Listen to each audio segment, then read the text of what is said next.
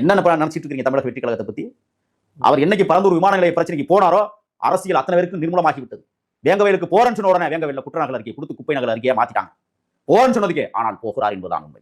ஆனா நாதவர்ச்சனா அவர்கள் வேங்கவயல் பிரச்சனையை கையில எடுத்து அந்த வழக்கை நடத்தி கொண்டிருப்பவர் நாதவர்ச்சனா. தெரியுமா உங்களுக்கு? வேங்கவயல் வழக்கை யார் நடத்துறா? அவர் அதான் முதவே சொன்னேன், தெளிவான அரசியல் பாதையில் நாதவர்ச்சனா காலடி வைத்திருக்கிறார். மேலவளவு முருகேசன் உள்ளிட்ட 6 பேர் படுகொலைக்கு போனதற்கு பிறகு அன்றைக்கு விசிகாவுடைய துணை பொதுச் செயலாளர் இருந்த நாதவர்ச்சனா அவர்கள் ஒரு சொல்லாடை சொன்னார், விஜய் வந்து சந்திங்க. சும்மா சொல்லிட்டு வந்தாரா? விரைவில் மதுரை மேலவளவுக்கும் விஜய் அவர்கள் செல்ல இருக்கிறார் என்பதை நான் சொல்லுகிறேன். இது எல்லாம் எதற்காக? அடித்தட்டு மக்களுடைய அன்றாட சுதந்திர விடுதலைக்கான போராட்டத்தை விஜய் அவர்கள் கையில் எடுத்திருக்கிறார். அதற்கு பக்கபலமாக அண்ணன் நாதவர்ச்சனா அவர்கள் களத்தில் இறங்கி அடித்துக் கொண்டிருக்கிறார். அதான் நடக்குது. இப்ப நான் கேட்கிறேன், பிரசாந்த் கிஷோர் வந்து விஜயை சந்திச்சுட்டு போயிட்டான்னு சொன்னோன்னே யாருக்கு புளிய கரைச்சிருக்கு?